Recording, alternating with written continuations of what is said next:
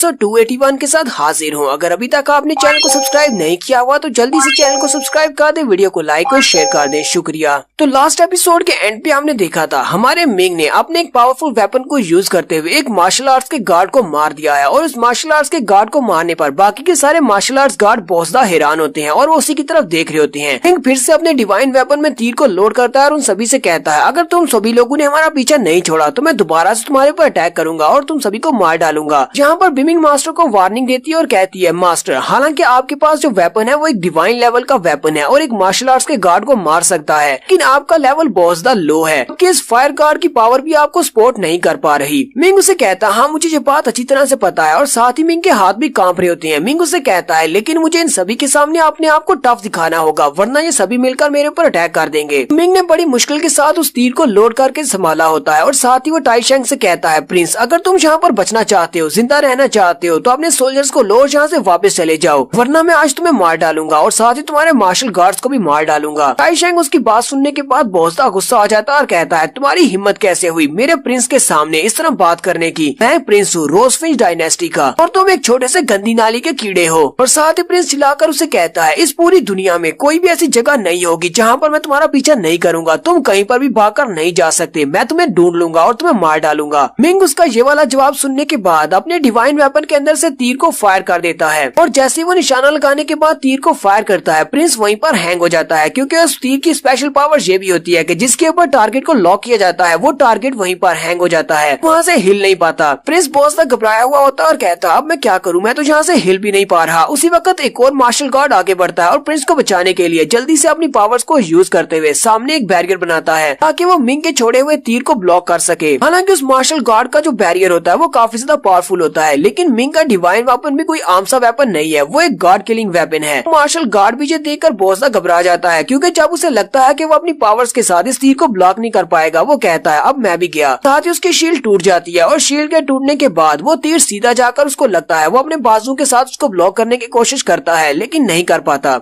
और वहीं पर हवा में एक जबरदस्त धमाका होता है। तो मुबारक हो, हमारे मिंग ने यहाँ पर 2 मार्शल गार्ड को मार दिया है। तो हवा में जो धमाका होता है वो काफी ज्यादा पावरफुल होता है और उसी धमाके के साथ ही हमारा प्रिंस पीछे की तरफ गिरता है और उसके मुंह से ब्लड भी निकल रहा है क्योंकि बाकी सभी तो मार्शल गार्ड है, ये यहाँ पर सिर्फ मार्शल आर्ट्स का सेंट है। धमाके की वजह से प्रिंस पीछे की तरफ गिरता है और अभी गिर रहा होता है। उसी के पीछे जो पावरफुल मार्शल गार्ड होता है जो की उसका पर्सनल गार्ड है, वो उसको पीछे से सहारा देता है और कहता है, प्रिंस अपने आप को संभालो। प्रिंस कमीने का कमीना वो गिरने के बाद फिर से उठता है और हंसते हुए कहता है, इसको जाकर मार डालो, मेरे लिए इसको मार डालो, जाओ और जाओ, सभी एक साथ जाओ, इसको मार डालो। तो सारे के सारे मार्शल गार्ड बहुत ज्यादा डरे हुए होते हैं और उसके ऑर्डर्स सुनने के बाद अभी वहीं पर खड़े सोच रहे होते हैं कि अब हम लोग क्या करें, क्योंकि उनके 2 साथी यहाँ पर मिंग के तीर से मारे जा चुके हैं। वो कहते हैं, अभी जू वुशेन ने अपनी पावर्स को यूज करते हुए उसके तीर को ब्लॉक करने की कोशिश की थी। वो एक मार्शल आर्ट्स का गार्ड है और हमसे काफी स्ट्रॉन्ग था, लेकिन फिर भी वो उसको ब्लॉक नहीं कर पाया और मर गया। अब हम लोग क्या करें, क्या प्रिंस के ऑर्डर्स को फॉलो करने के बाद आगे बढ़े? उस लड़के ने अटैक किया तो हम लोग भी मारे जाएंगे। उनमें से एक मार्शल गार्ड प्रिंस से कहता है, प्रिंस मुझे नहीं लगता कि यहाँ पर हम सभी को एक मार्शल आर्ट्स के ग्रैंड मास्टर को मारने के लिए अपनी जान को दांव पर लगाना चाहिए। उसके हाथ में एक पावरफुल वेपन है। तुम वाकई में यहाँ पर अपने मार्शल गार्ड्स को मरता हुआ देखना चाहते हो सिर्फ एक मार्शल आर्ट्स के ग्रैंड मास्टर को मारने के लिए? प्रिंस चिल्लाकर उन सभी से कहता है, क्या तुम्हारे अंदर जरा सी भी सेल्फ रिस्पेक्ट है या नहीं? वो लड़का सिर्फ एक मार्शल आर्ट्स का ग्रैंड मास्टर है और तुम सभी लोग मार्शल आर्ट्स के गार्ड हो। वहाँ से क्या फर्क पड़ता है कि उसके पास एक गार्ड स्लेइंग वेपन है? तुम सभी लोग मिलकर आगे बढ़ो और उसके ऊपर अटैक करो, जल्दी से मेरे ऑर्डर्स को फॉलो करो, जाओ और जाकर उसे मार डालो। उनमें से एक निंजा गार्ड कहता है, इसने बिल्कुल ठीक कहा, हम सभी लोग यहाँ पर मार्शल आर्ट्स के गार्ड हैं और अगर हम लोग एक मार्शल आर्ट्स के ग्रैंड मास्टर से हार जाएंगे, हम लोग वापस जाकर रोजफिंच डायनेस्टी में बाकी के मार्शल आर्टिस्ट के सामने अपना क्या चेहरा दिखाएंगे? हमारी यहाँ पर बहुत ज्यादा इंसल्ट हो जाएगी। चलो जल्दी से आगे बढ़ते हैं और उसे मार डालते हैं। वो निंजा गार्ड बाकी सभी से कहता है, हालांकि ये बात बहुत ही शर्मिंदा करने वाली है, लेकिन चलो टीम अप होकर इस लड़के के ऊपर अटैक करते हैं। अगर हम सभी लोग मिलकर अटैक करेंगे तो फिर इसको आसानी से मार सकते हैं। मिंग जो कि दूसरी बार तीर को चलाने के बाद अपनी बॉडी को जख्मी कर बैठता है, उसकी बॉडी से बहुत सारा ब्लड निकल रहा होता है और वहीं पर जख्मी होकर हाँप रहा होता है। लेंसू भी रोना शुरू कर देती है और उसे कहती है, ब्रदर मिंग बस करो, मैं नहीं चाहती कि दोबारा तुम इस बो को यूज करो। तुम दोबारा तीर को चलाओगे तो दोबारा तुम्हारी बॉडी को और ज्यादा नुकसान पहुंचेगा, इस तरह तुम बहुत ही जल्दी मर जाओगे अगर तुम इसी तरह करते रहे। मिंग लेंसू को एक बहुत ही जबरदस्त डायलॉग मारता है। वो उससे कहता है, अगर मैं यहाँ पर तुम्हें प्रोटेक्ट भी नहीं कर सकता तो फिर मेरी इस बेकार जिंदगी को जीने का फायदा ही क्या है? के साथ ही मिंग सोच रहा होता है मेरी हालत वाकई में बहुत ज्यादा खराब है और ऊपर से फायर कार की पावर्स भी डेसिपेट होने वाली है, ये मेरा साथ ज्यादा देर तक नहीं देगी। मिंग अभी वहीं पर ही खड़ा ये सब कुछ सोच रहा होता है कि उसी वक्त एक मार्शल गार्ड ऊपर की तरफ से मिंग पर अटैक करने के लिए आगे बढ़ता है। वो अपनी पावर्स को यूज करते हुए मिंग के ऊपर अटैक कर देता है। यहीं पर लिटिल कियांग आगे बढ़ता है और अपनी पावर्स को यूज करते हुए उसकी पावर्स को ब्लॉक करता है। मिंग से कहता है मास्टर बाकी के सभी को आपको ही संभालना पड़ेगा। दोबारा से अपने तीर को लोड करता है और उसी मास्टर की तरफ निशाना लगाते हुए उस पर अटैक करने लगता है। जबकि उसी वक्त दूसरी तरफ से निंजा गार्ड निकल आता है। वो क्योंकि एक असैसिन टाइप का गार्ड है, इसी वजह से वो पीछे की तरफ से स्नीक अटैक करने लगता है। लेकिन मिंग अपनी टाइजी डिवाइन आर्ट की मदद से उसको पीछे से आता हुआ देख लेता है। जैसे वो निंजा गार्ड अपनी तलवार के साथ मिंग के ऊपर पीछे से अटैक करने लगता है, उसी वक्त उस निंजा गार्ड को पता चलता है कि इस लड़के के पास तो एक सेफ्टी चार्म है। मिंग को उसके मास्टर ने काफी सारे एम्यूलेट दिए थे जो कि उसकी बॉडी को प्रोटेक्ट करने के लिए है, जो एक मार्शल आर्ट्स गार्ड के ब्लो को रोक सकते हैं। जब गार्ड का अटैक यहाँ पर बेकार हो जाता है, मिंग जल्दी से पीछे की तरफ घूमता है और अपने तीर को उसकी तरफ कर लेता है और उसे कहता है तुम सभी लोग अपने आप को मार्शल आर्ट्स के गार्ड कहते हो, जबकि तुम लोग बहुत बड़े कमीने हो। यहाँ पर गैंग अप होकर एक मेरे जैसे छोटे मार्शल आर्टिस्ट को मारने की कोशिश कर रहे हो। मिंग अभी निंजा की तरफ ही अपने तीर को करके खड़ा होता है कि उसी वक्त तीसरा मार्शल गार्ड पीछे से निकलता है और अपनी तलवार के साथ मिंग के ऊपर अटैक करने लगता है। टाई शैंग भी देखकर बहुत ज्यादा खुश होता है और वो हंस रहा होता है। वो कहता है एक मार्शल आर्ट्स का गार्ड जब एक स्नीक अटैक करता है तो एक छोटा मार्शल आर्ट्स का ग्रैंड मास्टर उसको कैसे सेंस कर सकता है। ये लड़का तो अब पक्का मरेगा। चिल्लाकर अपने मार्शल गार्ड से कहता है इसको मार डालो। जैसे ही वो वाला मार्शल गार्ड मिंग के ऊपर अपनी तलवार से अटैक करता है तो वहाँ पर एक और सेफ्टी टेलिस्मन होता है। इसकी तलवार उस सेफ्टी टेलिस्मन के साथ टकराती है। मिंग साथ ही चिल्लाकर कहता है मास्टर जी अपने डिसाइपल को बचाओ। तो जैसे मिंग मास्टर जी को बुलाता है तो आपको याद होगा कि मिंग के पास मास्टर जी के 3 क्लोन्स थे, वैसे 2 को वो पहले यूज कर चुका है और तीसरा वो यहाँ पर यूज करने वाला है। जैसे मास्टर जी का क्लोन वहाँ पर अपीयर होता है तो जबरदस्त एनर्जी निकलती है और वो सारे मार्शल गार्ड्स पीछे की तरफ हट जाते हैं। मास्टर जी जैसे वहाँ पर अपीयर होते हैं तो सारे के सारे मार्शल गार्ड बहुत ज्यादा घबरा जाते हैं और कहते हैं ये तो जी जियांटियान है, जिनजैंग सेक्टर का एक फॉर्मेशन का मास्टर है। इसके बारे में हमने सुना है कि ये बहुत ज्यादा पावरफुल है। जब ये एक मार्शल आर्ट्स की सेंट राम में था तब इसने बहुत सारे मार्शल गार्ड्स को मार डाला था। वो सारे मार्शल गार्ड डर कर पीछे हट जाते हैं। में से एक मार्शल गार्ड मास्टर जी की तरफ उंगली करते हुए कहता है जी जियांटियान तुम्हें इस सब के में पढ़ने की जरूरत नहीं है। अगर तुम यहाँ पर इस लड़के को बचाने की कोशिश करोगे इसका मतलब तुम रोजफिंच डायनेस्टी से पंगा ले रहे हो। मास्टर जी वहाँ पर आने के बाद उन सभी से कहते हैं मुझे पता है कि तुम सभी लोग रोजफिंच डायनेस्टी के बहुत ही पावरफुल मार्शल गार्ड हो और तुम में से कुछ लोग तो ऐसे हैं जो कि मेरे स्टूडेंट रह चुके हैं। अपने पास में तुम्हारे साथ बहुत ही अच्छे से बर्ताव किया था। उसी बर्ताव को देखते हुए उसी प्यार को देखते हुए मेरे स्टूडेंट को यहाँ से जाने दो। निंजा गार्ड और दूसरे वाला मार्शल गार्ड वो दोनों ही कहते हैं अब हम लोग क्या करें, ये वाकई में हमारा मास्टर है। कि बाकी के सारे भी सोच रहे होते हैं अब हम लोग क्या कर सकते हैं, मास्टर जी बहुत ज्यादा पावरफुल है। अब जबकि ये एक मार्शल आर्ट्स के गार्ड बन चुके हैं, इनकी पावर्स बढ़ चुकी हैं। यहाँ तक कि हमारे रोजफिंच डायनेस्टी के रोजफिंच एम्परर भी इससे फाइट करने में घबराएंगे क्योंकि उन्हें भी पता है कि इसकी फॉर्मेशंस की मास्टरी बहुत ज्यादा है। फाइट में उन्हें भी बहुत ज्यादा नुकसान होगा। यहीं पर प्रिंस बोलता है और अपने सारे मार्शल गार्ड से कहता है क्या तुम सभी लोग बेवकूफ हो, क्या तुम्हें दिखाई नहीं देता यहाँ पर मास्टर जी नहीं बल्कि उसका क्लोन है। यहाँ पर मास्टर जी खुद होते तो हो सकता था कि मेरे फादर भी इससे डर जाते, इससे फाइट नहीं करते। लेकिन अब जबकि ये सिर्फ एक क्लोन है तो इसकी पावर मार्शल आर्ट्स के सेंट के लेवल की है। तुम सभी लोग यहाँ पर 8 मार्शल गार्ड हो, तुम सभी लोग मिलकर इसके ऊपर अटैक करोगे तो बड़ी आसानी से इसे मार सकते हो। क्योंकि अगर हम लोगों ने यहाँ पर इसके क्लोन को मार डाला तो ये यांटियान होली लैंड की एक बड़ी दुनिया है जो कि हमारी टियानजान वर्ल्ड से अलग है। दोनों दुनियाओं के दरमियान में एक बहुत बड़ा बैरियर है। मास्टर जी की रियल बॉडी को इस बारे में नहीं पता चलेगा कि उसके क्लोन को किसने मार दिया है।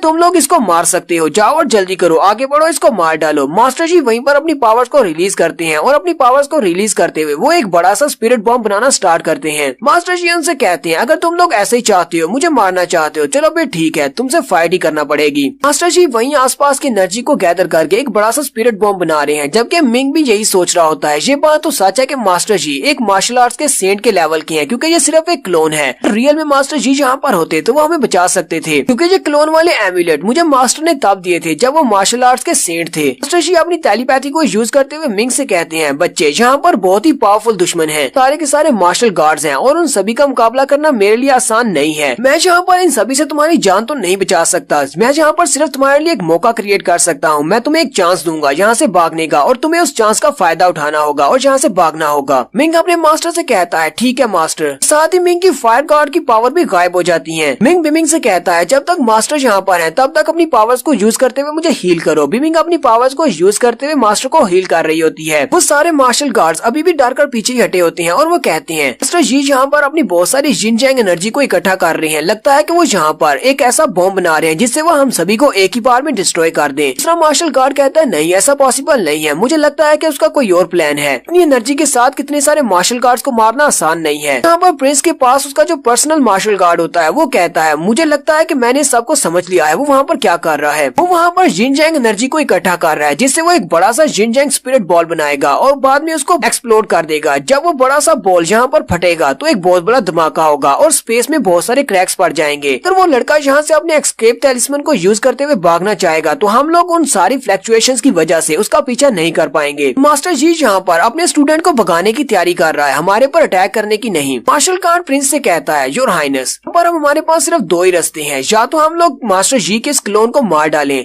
या फिर हम लोग उस एनर्जी के बॉल को फोड़ डालें। अब आप बताएं कि हमें क्या करना है। तो यहीं पर हम लोग अपनी एपिसोड 281 का एंड करेंगे। नेक्स्ट एपिसोड में देखेंगे क्या होने वाला है।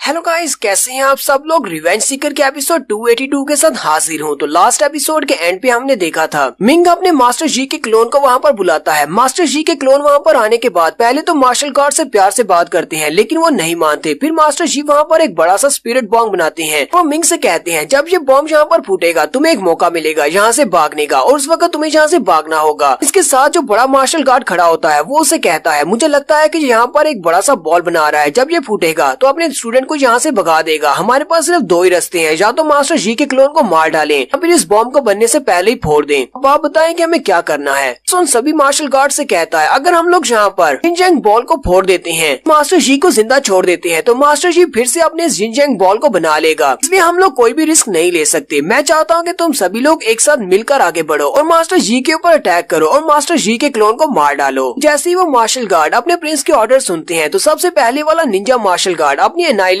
ल्यू पावर को यूज करता है और दूसरा मार्शल गार्ड अपनी थंडर रोर पावर को यूज करता है और तीसरा मार्शल गार्ड अपनी टैमरॉन नाइफ स्किल को यूज करता है। यहाँ पर तीन मार्शल गार्ड मास्टर जी के क्लोन के ऊपर एक साथ अटैक करते हैं, जबकि दूसरी तरफ से मिंग का लिटिल कियांग आगे बढ़ता है और अपनी पॉइजनस फॉग को उनके ऊपर स्प्रे करता है। मास्टर जी भी यहाँ पर अपने एक स्पेशल स्किल को यूज करते हैं। वो अपनी पावर्स को यूज करते हुए जिनजैंग के बने हुए दो बीस्ट मॉन्स्टर्स बनाते हैं और वो दोनों बीस्ट मॉन्स्टर आगे बढ़ते हैं और मार्शल गार्ड्स के साथ जाकर फाइट करते हैं। टाइशैंग के पास पहले 10 मार्शल गार्ड थे, उनमें से 2 को मिंग ने मार दिया। अब 3 यहाँ पर मास्टर जी के ऊपर अटैक कर रहे हैं। टाइशैंग चिल्लाकर बाकी के 5 से कहता है तुम पांचों भी आगे बढ़ो और जाकर एक साथ मिलकर अटैक करो। मैं चाहता हूँ कि यहाँ पर तुम सभी लोग इस मिशन को पूरा करो। वो बाकी के सारे मार्शल गार्ड भी उसका ऑर्डर सुनने के बाद स्पीड से आगे बढ़ते हैं कि वो मास्टर जी पर अटैक करके उसे मार सके। मिंग और भी ज्यादा घबरा जाता है और कहता है अब यहाँ पर हो क्या रहा है, ये सारे के सारे मार्शल गार्ड्स एक ही बार अटैक करने के लिए आगे बढ़ रहे हैं, ये तो बहुत ज्यादा शेमलेस है। तो मैं यहाँ पर दोबारा से अपने फायर गार्ड की पावर को यूज करते हुए उस तीर को शूट करूंगा। मैं सिर्फ एक ही को ही मार पाऊंगा लेकिन मेरी बॉडी को ज्यादा नुकसान पहुंचेगा।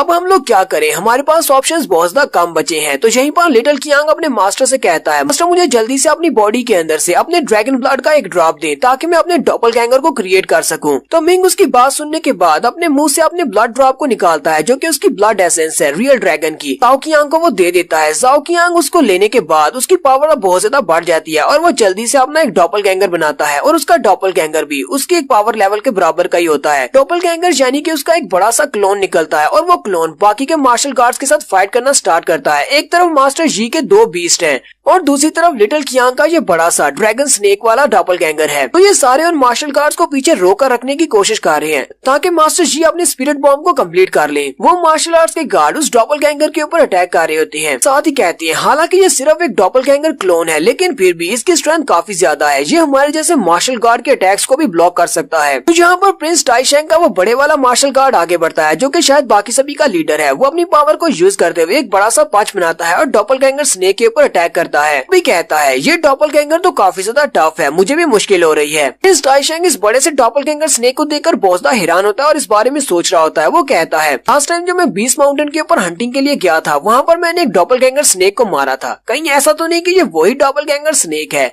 फिर वो साथ ही कहता है वो स्नेक यहाँ पर कैसे आ सकता है, ये कोई और डॉपलगैंगर स्नेक होगा, वो तो बीस्ट माउंटेन में था और वो हमारी दुनिया में था और वैसे भी हमने तो उसके छोटे छोटे टुकड़े कर दिए थे और उसको खा भी लिया था। प्रिंस टाइशैंग सामने के सारे हालात का जायजा लेने के बाद कहता है इस लड़के के पास अब अपनी फायर गार्ड की पावर्स भी नहीं है और वो अपने तीर को भी यूज नहीं कर रहा। तो मेरे बाकी के सारे मार्शल गार्ड्स डॉपलगैंगर और मास्टर जिन के उन मॉन्स्टर्स के साथ फाइट कर रहे हैं। इस वक्त उस लड़के के ऊपर अटैक किया जा सकता है। वो जल्दी से अपने नए ऑर्डर्स पास करता है। प्रिंस अपनी आर्मी से कहता है जो कि उसकी बैटल बैटलशिप के ऊपर होती है वो उनसे कहता है स्विंग डायनेस्टी की आर्मी जल्दी से आगे बढ़ो और उस लड़के को पकड़कर मेरे पास ले आओ। आर्मी वाले जैसे कि पहले इस ऑर्डर के इंतजार में थे वो सारे के सारे अपने बाले पकड़ते हैं और शिप के ऊपर से छलांग लगाते हुए मिंग को पकड़ने के लिए आगे बढ़ जाते हैं और सारे सोल्जर मिंग के ऊपर अटैक करने के लिए उसके करीब पहुंच जाते हैं। तो शायद आपको याद हो जब मिंग मास्टर जी का डिसाइपल बना था तो मास्टर जी ने मिंग को 3 तोहफे दिए थे। उनमें से एक तोहफा ये भी था कि मास्टर जी ने मिंग को लाखों तैलिस्मन दिए थे और वो सारे के सारे तैलिस्मन को मिंग अपने सोल्जर्स के तौर पर यूज कर सकता है। हर तैलिस्मन एक सोल्जर बन जाएगा। मिंग कहता है मास्टर जी मुझे लगता है कि मुझे उस तैलिस्मन को यूज करना पड़ेगा। वो अपने उस बड़े तैलिस्मन को निकालता है और उसके अंदर से अपनी आर्मी को निकाल लेता है। मिंग अपने तैलिस्मन को यूज करते हुए सिर्फ अपने 100 सोल्जर्स निकालता है जो कि एनर्जी से बने हुए डॉपलगैंगर्स होते हैं। मिंग उन सभी से कहता है जाओ मेरे सोल्जर्स जाकर इन सभी का मुकाबला करो। प्रिंस की आर्मी के सोल्जर्स क्योंकि नॉर्मल सोल्जर्स हैं इसी वजह से मिंग की आर्मी उनके सामने टिक सकती है। यहाँ पर छोटे सोल्जर्स और स्पिरिट सोल्जर्स के दरमियान में एक नई जंग छिड़ गई है। मिंग के डॉपलगैंगर सोल्जर्स भी कोई कमजोर नहीं है। वो उन सोल्जर्स के साथ टक्कर ले रहे हैं और उनको पीछे की तरफ धकेल रहे हैं। मिंग अपने लिटिल जियांग के ऊपर खड़ा ये सब कुछ देख रहा होता है। लैंसू अपनी तलवार उठाती है और आगे बढ़ती है और मिंग से कहती है ब्रदर मिंग मुझे भी इन सब के साथ फाइट करनी है, मैं तुम्हारी हेल्प करूंगी। मिंग लैंसू से कहता है नहीं तुम वहाँ पर नहीं जा सकती, तुम्हें फाइट करने की इजाजत नहीं है। तुम वहाँ पर अपनी स्टेट में फाइट करने के लिए जाओगी तो वो सारे के सारे मार्शल गार्ड तुम्हारे ऊपर अटैक करना स्टार्ट करेंगे और शायद तुम्हें पकड़कर ले जाएं। फिर मैं तुम्हें अपने पास दोबारा नहीं ला पाऊंगा। लैंसू रोते हुए से कहती है ब्रदर मिंग तुम यहाँ पर जानटियान की बड़ी दुनिया में मुझे बचाने के लिए आए हो। तुमसे जो हो सकता था तुमने वो सब कुछ किया। अब यहाँ पर मैं तुम्हारे पीछे छुपकर कैसे बैठ सकती हूँ, मुझे तुम्हारी मदद करनी होगी। और साथ साथ ही दूसरों का सीन भी दिखा रहे होते हैं। मास्टर के उन दोनों जिन जैंग वाले मॉन्स्टर्स के साथ 3 मार्शल गार्ड फाइट कर रहे हैं जबकि बाकी के 5 मार्शल गार्ड लिटिल कियांग के उस बड़े से डॉपलगैंगर के साथ फाइट कर रहे हैं। नीचे जितनी भी दूसरी आर्मी है वो सारी की सारी मिंग के क्लोन सोल्जर्स के साथ फाइट कर रही है। मास्टर जी की तरफ दिखाते हैं। मास्टर जी अपने स्पिरिट बॉम्ब को रेडी कर लेते हैं। टाइशेंग भी यहीं पर सब कुछ देख रहा होता है। टाइशेंग कहता है ये तो बहुत ही बुरा हो रहा है। मार्शल गार्ड्स वहाँ पर डॉपलगैंगर्स के साथ फाइट कर रहे हैं क्योंकि मेरी जितनी भी रोजफिंच की आर्मी में अपने साथ लेकर आया हूँ वो मिंग के क्लोन सोल्जर्स के साथ फाइट कर रहे हैं और मास्टर जी वहाँ पर अपने स्पिरिट बॉल को बड़ा बनाते जा रहे हैं और हो सकता है कि बहुत ही जल्दी वो इसको कंप्लीट कर लें। मुझे लगता है कि अगर उन्होंने यहाँ पर अपने स्पिरिट बॉम्ब को फोड़ दिया स्पेस के अंदर इतनी ज्यादा फ्लक्चुएशंस होंगी कि हम लोग इस लड़के का पीछा नहीं कर पाएंगे। लड़का यहाँ से आसानी से निकल जाएगा। प्रिंस गुस्सा आ जाता है और कहता है ये बहुत ही बुरा है, मैं इसको यूज तो नहीं करना चाहता था लेकिन लगता है कि अब मुझे यूज करना पड़ेगा। प्रिंस टाइशेंग अपनी आर्मी वालों से कहता है बैटलशिप के ऊपर लगी हुई गॉड कैनन को रेडी करो, मुझे मास्टर जी जियांटियान का सर चाहिए, उसके क्लोन को उड़ा डालो। तो शिप के ऊपर जो कैप्टन होता है वो जल्दी से नीचे उतरता है और कहता है योर हाइनेस हम लोग गॉड कैनन को यूज नहीं कर सकते। वो कमांडर प्रिंस से कहता है योर हाइनेस आपको पता है कि हमने बहुत ही जल्दी गोल्डन एम्पायर के ऊपर अटैक करने के लिए जाना है। अगर हम लोग यहाँ पर सारे रिसोर्सेज को खर्च कर देंगे वो भी एक छोटे से मार्शल आर्टिस्ट को मारने के लिए, फिर हम लोग अपनी इस बड़ी बैटल को कैसे जीत पाएंगे। प्रिंस टाइशेंग गुस्से के साथ आगे बढ़ता है और उसे गले से पकड़कर उसे कहता है अपना मुंह खोलने से पहले जरा इस बारे में देख लो कि तुम किससे बात कर रहे हो वरना मैं तुम्हारी जुबान खींच लूंगा। तुम चाहते हो कि तुम्हारे प्रिंस की होने वाली बीवी को यहाँ से कोई और ले उड़े, क्या तुम्हें नहीं लगता कि रोजफिंच डायनेस्टी में हमारा बहुत ज्यादा नाम बदनाम हो जाएगा। मैं वापस किस मुंह से जाऊंगा अगर मैं यहाँ पर अपनी होने वाली बीवी को भी न बचा सकूं। जल्दी से यहाँ से दफा हो जाओ और जाकर गॉड कैनन को रेडी करो। मैं देखता हूँ कि मेरे मिलिट्री ऑर्डर्स को कौन डिफाई करता है। इसने भी मेरे मिलिट्री ऑर्डर्स को मानने से मना किया, मैं उसे मिलिट्री लॉ के मुताबिक सजाए मौत दूंगा। वो बेचारा तो एक सोल्जर है। वो प्रिंस की बात मान लेता है और जाकर गॉड कैनन को रेडी करता है। वो लोग गॉड कैनन को रेडी करने के बाद चला देते हैं। जबकि प्रिंस के जो मार्शल गार्ड होते हैं उन्हें पता चल जाता है कि गॉड कैनन चलने वाली है। वो बाकी सभी से कहते हैं चलो जल्दी से रास्ते से हट जाओ, प्रिंस गॉड कैनन को यूज करने वाला है। वो सारे के सारे मार्शल गार्ड जल्दी से वहाँ से साइड पर हट जाते हैं। मिंग भी चिल्लाकर अपने मास्टर से कहता है मास्टर वहाँ से साइड पर हट जाओ, ये लोग गॉड कैनन को यूज करने वाले हैं। गॉड कैनन मार्शल आर्ट्स के गार्ड को भी मार सकती है। मास्टर जी वहाँ से साइड पर हटने की कोशिश तो करते हैं लेकिन काफी देर हो चुकी है। बैटलशिप से गॉड कैनन को लॉन्च कर दिया गया है और उसके लॉन्च करने के बाद उसकी जो एनर्जी निकलती है वो सबसे पहले डॉपलगैंगर स्नेक के ऊपर पड़ती है और वहाँ से सीधी जाकर मास्टर जी के ऊपर पड़ती है। मास्टर जी की आधी बॉडी उस एनर्जी के साथ डिस्ट्रॉय हो जाती है। मास्टर जी मिंग की तरफ देख रहे होते हैं। मिंग चिल्लाकर अपने मास्टर का नाम पुकारता है। लगता है कि उसके मास्टर मरने वाले हैं लेकिन उसके मास्टर उसे कहते हैं बेटा तुम्हें इतना ज्यादा चिल्लाने की जरूरत नहीं है, ये तो सिर्फ मेरा एक क्लोन है, मैं रियल में नहीं मर रहा। मास्टर जी की आधी बॉडी गायब हो चुकी है और अपनी आधी बॉडी के साथ ही उन्होंने अपने स्पिरिट बॉम्ब को एक्टिवेट किया हुआ है। वो इसे अभी भी बड़ा बना रहे हैं। साथ ही मास्टर जी कहते हैं यहाँ पर इम्पोर्टेंट बात यह है कि इन लोगों ने गलत फैसला किया है मेरे ऊपर अटैक करने का।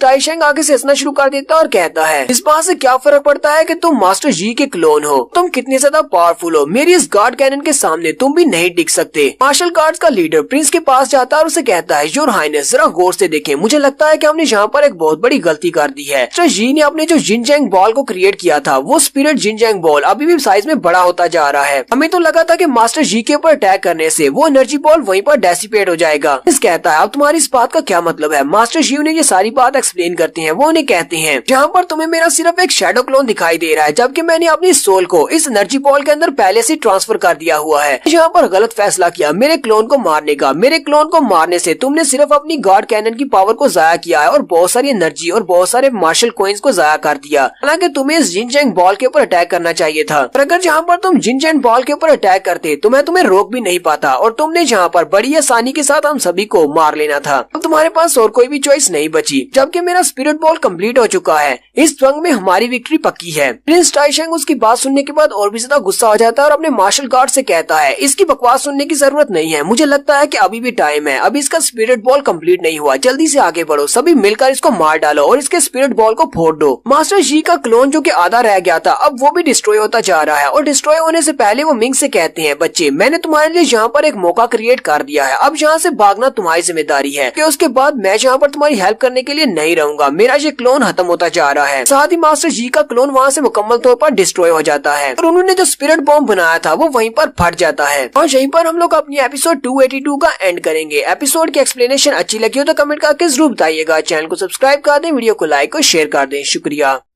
हेलो गाइस, कैसे हैं आप सब लोग। रिवेंज सीकर के एपिसोड 283 के साथ हाजिर हूँ। अगर अभी तक आपने मेरे चैनल को सब्सक्राइब नहीं किया हुआ तो जल्दी से चैनल को सब्सक्राइब कर दें, वीडियो को लाइक और शेयर कर दें। शुक्रिया। तो लास्ट एपिसोड के एंड पे हमने देखा था मास्टर जी का क्लोन वहाँ से डेसिपेट हो जाता है, जबकि टाइशेंग अपने सोल्जर से कहता है जल्दी से आगे बढ़ो और जाकर उस जिनचैंग बॉल को डिस्ट्रॉय कर दो इससे पहले कि वो वहाँ पर फूटे। और मार्शल गार्ड के वहाँ पर पहुँचने से पहले ही मास्टर जी का वो बनाया हुआ जिनचैंग स्पिरिट बॉम्ब वहीं पर फूट जाता है और उसके फूटने के साथ ही वहाँ पर एक जबरदस्त एनर्जी निकलती है और उस एनर्जी के साथ ही इसके अंदर बहुत सारे क्रैक्स पड़ते हैं और फ्लक्चुएशन होती है। यही वो मौका है जब मिंग ने यहाँ से भागना है। वो सारे के सारे मार्शल गार्ड उसके अंदर से निकलने वाली एनर्जी के साथ पीछे की तरफ हट जाते हैं। उन्हें सामने की तरफ कुछ भी दिखाई नहीं दे रहा होता क्योंकि मिंग अपने लिटिल कियांग के ऊपर बैठा होता है। लिटिल कियांग जल्दी से पीछे की तरफ भागना शुरू करता है। वो लोग जहाँ से भागने वाले हैं। प्रिंस टाइशेंग भी देखकर बहुत ज्यादा हैरान होता है क्योंकि उसे भी थोड़ी देर के लिए कुछ समझ नहीं आती कि यहाँ पर हो क्या रहा है। सामने की तरफ देखते हैं, जैसे वहाँ पर सामने से उस बॉम्ब का बड़ा सा धमाका खत्म होता है तो वहाँ पर स्पेस के अंदर बहुत सारे छोटे छोटे क्रैक्स होते हैं। मिंग अपने लिटिल कियांग से कहता है लिटिल कियांग अपने साइज को छोटा कर लो, तुम्हारे आसपास बहुत सारे क्रैक्स पड़े हुए हैं, इन क्रैक्स के साथ लगने से तुम्हारी बॉडी को नुकसान पहुंच सकता है, जल्दी से यहाँ से निकलो। लिटिल कियांग अपनी बॉडी के साइज को छोटा करता है और बड़ी स्पीड के साथ उन क्रैक्स के बीच से होता हुआ अपने मास्टर को लेकर वहाँ से निकलता है। लिटिल कियांग भागते हुए कहता है मास्टर ये तो बहुत ही बुरा हुआ, वो लोग अपनी बैटलशिप के ऊपर हमारा पीछा कर रहे हैं। मिंग उसे कहता है तुम्हें परेशान होने की जरूरत नहीं है, उनकी बैटलशिप बहुत ज्यादा बड़ी है और ये क्रैक्स हर जगह पर है। इन क्रैक्स के साथ लगने के बाद उनकी बैटलशिप को बहुत ज्यादा नुकसान पहुंचेगा। हो सकता है कि उनकी बैटलशिप खुद ही तबाह हो जाए। मार्शल गार्ड्स का लीडर चिल्लाकर अपने प्रिंस से कहता है प्रिंस अगर तुम इसी तरह अपनी बैटलशिप को लेकर उनका पीछा करते रहे तो इन सारे क्रैक्स की वजह से हमारी बैटलशिप तबाह हो जाएगी। ना ही हम लोग यहाँ पर अपनी गॉड कैनन को यूज कर सकते हैं क्योंकि डिस्टेंस काफी ज्यादा है। अगर हम लोग गॉड कैनन को यूज करेंगे तो वो ड्रैगन स्नेक आसानी के साथ उसके अटैक को अवॉइड कर लेगा। प्रिंस टाइशेंग उन सभी से कहता है अब मेरे पास और कोई भी रास्ता नहीं बचा, मुझे लगता है कि हमें अपनी गॉड कैनन से भी ज्यादा पावरफुल अटैक को यूज करना पड़ेगा जिसका स्केल ज्यादा बड़ा हो। प्रिंस उनसे कहता है चलो जल्दी से अपनी डायनामिक ड्रैगन कैनन को रेडी करो। नाम से पता चल रहा है कि ये dynamic dragon cannon god cannon से भी ज्यादा बड़ी और पावरफुल कैनन होगी। मार्शल गार्ड का लीडर्स भी ये बात सुनते ही बहुत ज्यादा घबरा जाता है और कहता है प्रिंस क्या आप वाकई में यहाँ पर ड्रैगन कैनन को यूज करने वाले हैं, लेकिन आपको नहीं लगता कि यहाँ पर हमें इस ड्रैगन कैनन को यूज नहीं करना चाहिए कि ड्रैगन कैनन को यूज करने के लिए सिर्फ एक बार फायर करने के लिए हमारे बिलियंस के हिसाब से मार्शल गार्ड कोइंस जाया हो जाएंगे, भी सिर्फ एक छोटे से मार्शल आर्ट्स के ग्रैंड मास्टर को पकड़ने के लिए। भी तो हमें इस अपनी ड्रैगन कैनन को गोल्डन एम्पायर को जीतने के लिए भी यूज करना है। प्रिंस बहुत ज्यादा गुस्से में होता है और उसे कहता है अब मुझे अपनी बात को दोबारा दोहराना पड़ेगा, मैंने क्या बकवास की, जाओ और जाकर ड्रैगन कैनन को रेडी करवाओ, उनके ऊपर शूट करो।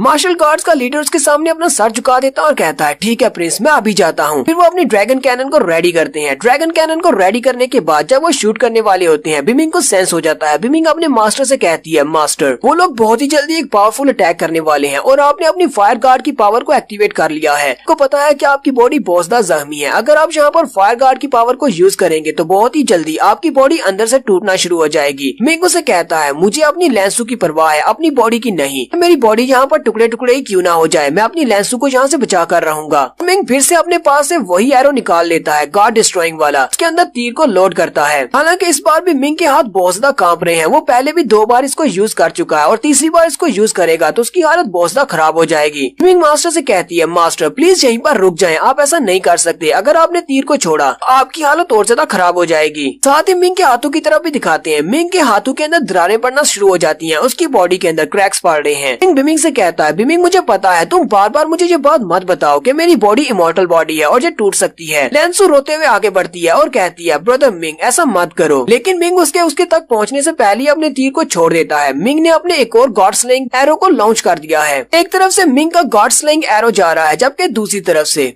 टाई शेंग ने अपनी बैटलशिप के ऊपर से अपने ड्रैगन कैनन को यूज किया है। मिंग का तीर जो होता है वो बहुत ज्यादा पावरफुल होता है और वो उसके ड्रैगन कैनन के अटैक को सेंटर से चीर देता है, उसे मिंग तक पहुंचने से पहले ही डिस्ट्रॉय कर देता है। लेकिन इससे मिंग की बॉडी के ऊपर बहुत सारे साइड इफेक्ट्स होते हैं। मिंग की बॉडी के ऊपर से फायर गार्ड की पावर्स हट जाती हैं और मिंग जख्मी होकर वहीं पर गिर जाता है। मिंग के चेहरे के ऊपर भी काफी सारे क्रैक्स पड़ चुके हैं, साथ ही मिंग की आंखों से भी ब्लड निकल रहा है। मिंग बहुत ज्यादा जख्मी है। मिंग कहता है मैंने अपना काम कर दिया, चलो जल्दी से यहाँ से निकलते हैं। जबकि बिमिंग अपनी पावर्स को यूज करते हुए मिंग की बॉडी को हील करने की कोशिश करती है। सुबी अपने पास से कुछ हीलिंग एलिक्सर्स निकालती है और मिंग से कहती है ब्रदर मिंग जल्दी से इसको पी लो, इससे तुम्हें एनर्जी मिलेगी और तुम्हारी बॉडी हील होगी। मिंग उससे कहती है लेंसू अब इसका कोई फायदा नहीं है। मिंग की बॉडी के ऊपर बहुत ज्यादा बैकलैश हुई है। मिंग की बॉडी के अंदर जो सोल है वो अंदर तक शैटर हो चुकी है और इस वक्त इसके ऊपर नॉर्मल मेडिसिन बिल्कुल भी काम नहीं करेगी, इसलिए तुम्हारा जो एलिक्सर इसके लिए बेकार है। जहाँ तक कि मैं यहाँ पर अपनी पावर्स को यूज करते हुए इसको हील कर रही हूँ, लेकिन मेरी पावर्स के साथ मैंने इसको सिर्फ जिंदा रखा हुआ है। लेंसू और भी ज्यादा रोना शुरू कर देती है। मार्शल आर्ट्स का लीडर कहता है ये लड़का तो वाकई में बहुत ज्यादा जीनियस निकला। इस लड़के ने अपनी मार्शल आर्ट्स ग्रैंड मास्टर की स्टेज में होते हुए गॉड स्लेइंग एरो को 3 बार यूज किया है और अभी भी इसके पास एनर्जी बची हुई है। यहाँ तक इसने हमारे ड्रैगन कैनन के अटैक को भी डिस्ट्रॉय कर दिया।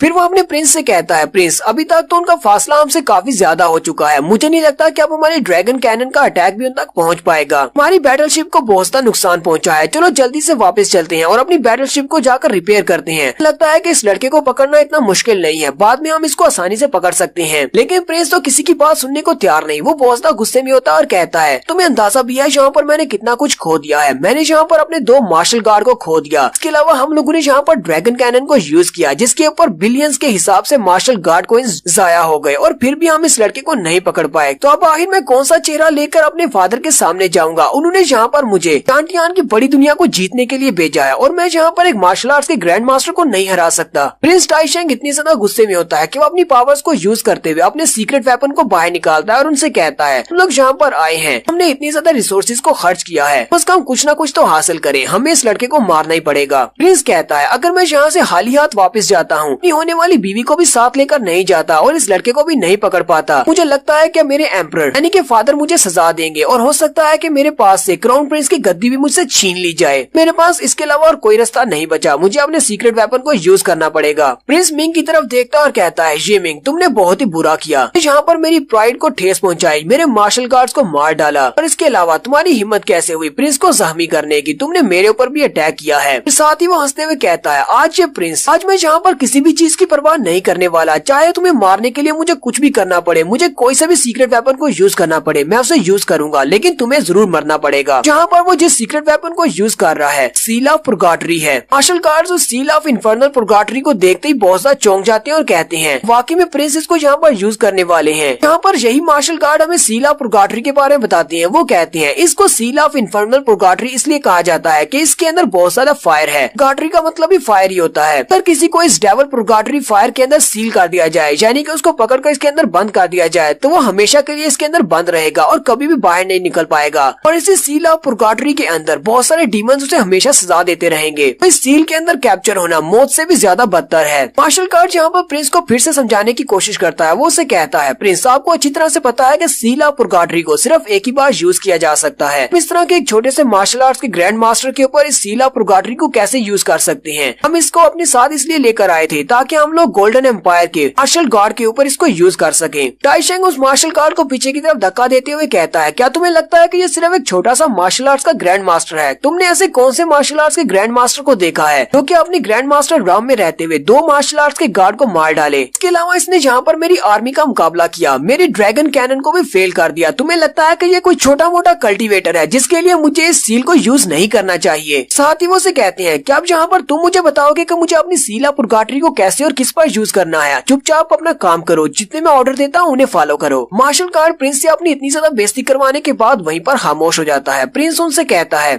तुम इस बात को समझ नहीं रहे, ये अब मेरी इज्जत का मसला बन चुका है। लड़का जिस लड़की को लेकर जा रहा है वो मेरी होने वाली बीवी है। अगर हमारी रोजफिंच डायनेस्टी में ये खबर फैल गई कि मैं अपनी बीवी को नहीं बचा सका तो मैं किस मुंह के साथ वापस जाऊंगा। और ये लड़का जितना पावरफुल है फ्यूचर में ये और भी ज्यादा स्ट्रॉन्ग हो जाएगा। इस लड़के को यहीं पर मारना होगा। साथ ही प्रिंस टाइशेंग अपनी पावर्स को यूज करते हुए उस सील ऑफ पुरगाटरी को एक्टिवेट कर देता है। उसे मिंग के ऊपर अटैक करने के लिए सामने की तरफ भेज देता है। उसकी सील ऑफ पुरगाटरी बड़ी स्पीड के साथ मिंग के पीछे जाती है उसको कैप्चर करने के लिए। लिटिल क्लियांग सील ऑफ पुरगाटरी को अपनी तरफ आते हुए देख लेता है और चिल्लाना शुरू कर देता है और मास्टर को वार्निंग देता है। मिंग भी ये देखकर काफी हैरान होता है क्योंकि उसके पास पावर तो बची नहीं उसे फेस करने के लिए। लैंसू भी ये देखकर बहुत ज्यादा हैरान होती है। लिटिल क्लियांग वहाँ से भागने की कोशिश करता है लेकिन वो भाग नहीं सकता। जब सील ऑफ पुरगाटरी को एक्टिवेट किया जाता है तो वहाँ पर जितनी भी चीजें होती हैं वो स्टिल हो जाती हैं क्योंकि उस सील ऑफ पुरगाटरी का प्रेशर इतना ज्यादा है। मिंग सामने की तरफ देखता है तो सील ऑफ पुरगाटरी उसके काफी करीब होती है और उस सील ऑफ पुरगाटरी के अंदर से एक बड़ा सा डीमन गार्ड निकलता है। उस डीमन गार्ड के हाथ में वो सील ऑफ पुरगाटरी होती है। मिंग कहता है ये क्या चीज है। मिंग बेचारी भी काफी घबराई हुई होती है और वो अपने मास्टर को इस बारे में बताती है। मास्टर, इसको सील ऑफ इन्फर्नल पुरगाटरी कहा जाता है और ये 5 एलिमेंट डायनेस्टी के वक्त से यूज की जाती रही है और ये बहुत ज्यादा पावरफुल वेपन है। एक बार अगर किसी को इसके अंदर सील कर लिया गया तो वो हमेशा के लिए इसके अंदर सील हो जाएगा और डीमंस उसे हमेशा टॉर्चर करते रहेंगे। वो कभी भी इसके अंदर से बाहर नहीं निकल सकता, ना तो वो मर सकता है ना ही इसके अंदर से बाहर निकल सकता है। तो यहीं पर एपिसोड 283 का एंड करेंगे। तो नेक्स्ट एपिसोड में लैंसू को देखेंगे जो कि अपने मिंग की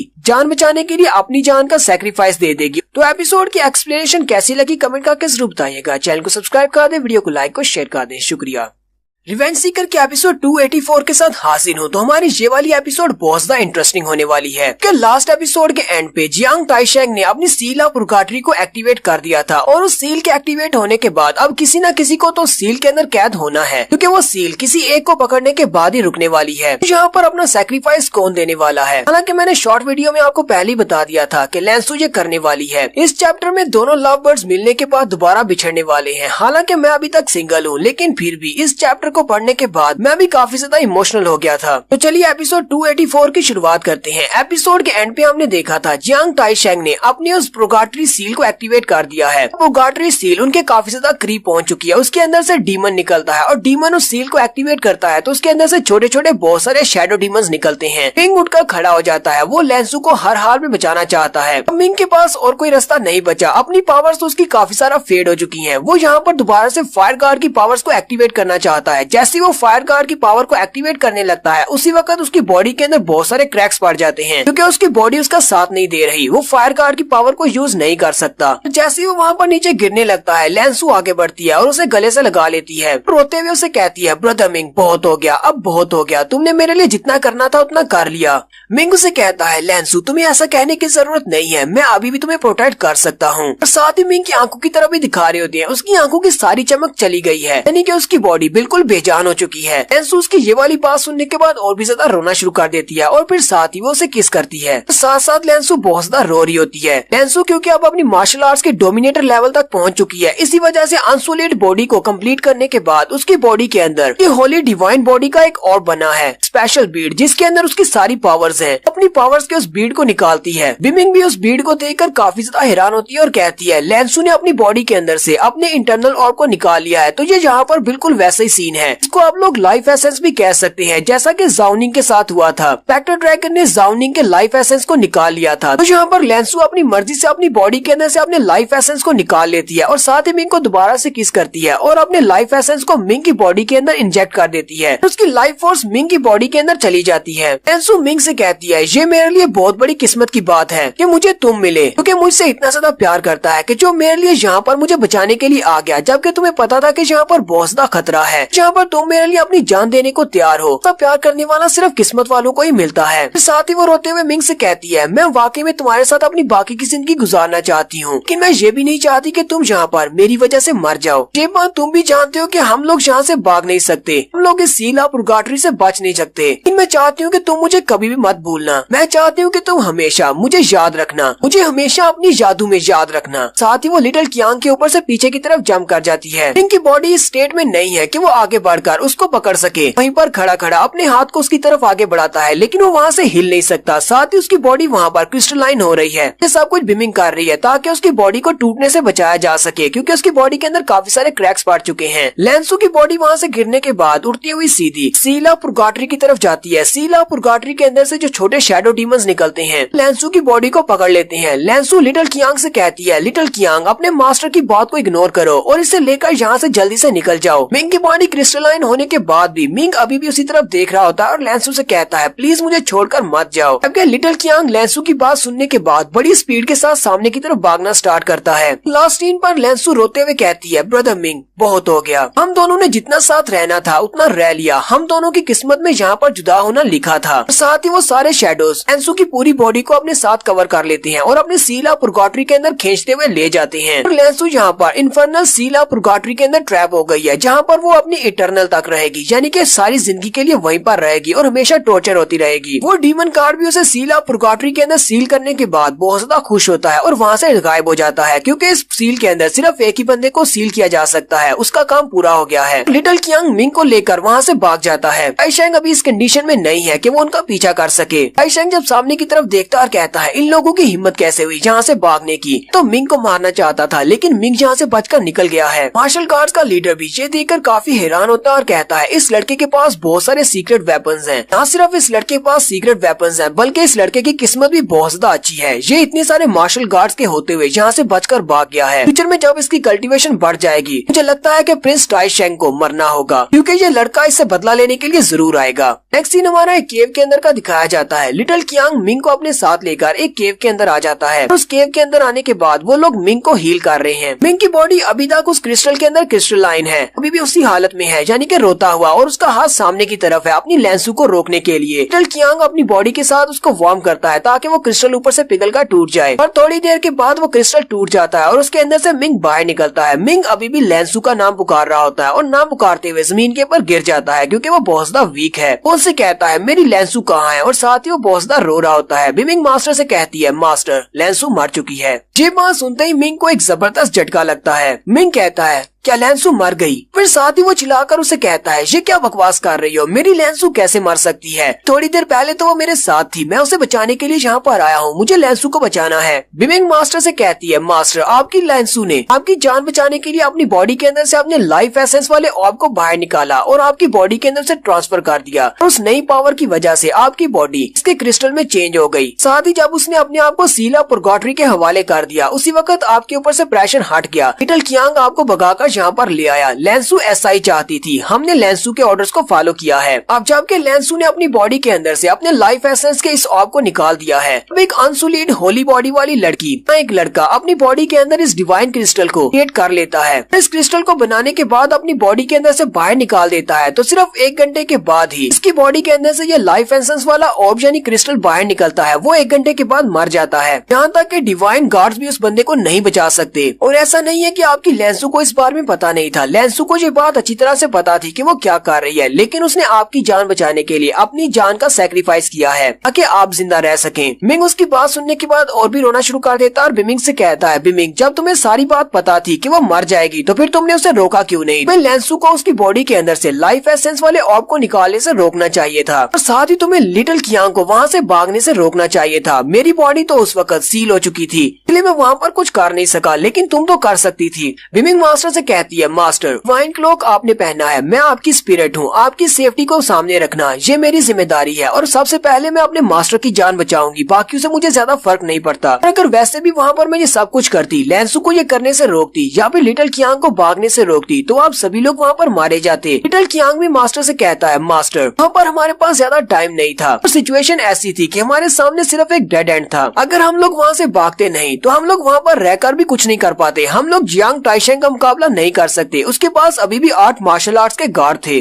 भाभी को इस बारे में अच्छी तरह से पता था, इसी वजह से उसने अपने लाइफ एसेंस को निकाल कर तुम्हारी बॉडी के अंदर डाल दिया ताकि वो तुम्हारी बॉडी को इसकी शील्ड के साथ कवर कर दे और तुम्हारे एक्शंस को रोक दे, क्योंकि अगर वो ऐसा नहीं करती तो तुम उसे लाजमी तौर पर बचाने की कोशिश करते, फिर हम सभी लोग मारे जाते। मिंग उन दोनों की बातें सुनने के बाद और भी ज्यादा रोना शुरू कर देता और कहता है, मैं यहाँ पर अपनी लड़की को भी नहीं बचा पाया। मेरे इतनी ज्यादा मार्शल आर्ट्स को प्रैक्टिस करने का क्या फायदा? मैं कौन सी मार्शल आर्ट्स की ट्रेनिंग करूँ, कौन सी टाइज्म, कौन सी बुद्धिज्म को प्रैक्टिस करूँ? आते मिंग यहाँ पर अपनी सारी की सारी मार्शल आर्ट्स टेक्निक्स के बारे में बताता है। मिंग कहता है, मैंने जांटियान व्हाइट एम्परर की तलवारबाजी की टेक्निक को मास्टर किया, मैंने ड्रैगन गार्ड डुअल टेक्निक को मास्टर किया, मैंने ड्रैगन ब्लड लाइन को अचीव किया, मैंने एक रियल ड्रैगन की बॉडी को हासिल किया, मेरी बैटल स्ट्रेंथ 100 मिलियन से भी ज्यादा है, मैंने 9000 साल लगाकर फॉर्मेशंस की मास्टरी को अचीव किया और फॉर्मेशंस का मास्टर बना। फिर मैंने यहाँ पर जांटियान की बड़ी दुनिया में आने के बाद फायर कार्ड की पावर को अचीव किया। जब सारी दुनिया मुझे मारने के लिए मेरे पीछे लगी हुई थी, मैंने अपनी आइडेंटिटी को चेंज किया, जीवूजी बनकर यहाँ वहाँ घूमता रहा, अपनी स्ट्रेंथ को बढ़ाता रहा। ये सारी पावर्स के होने के बावजूद मैं अपनी लड़की को नहीं बचा सका, मैं अपनी लैंसू को मरने से नहीं बचा सका, तो फिर इन सारी मार्शल आर्ट्स की टेक्निक से मेरे पास होने का क्या फायदा?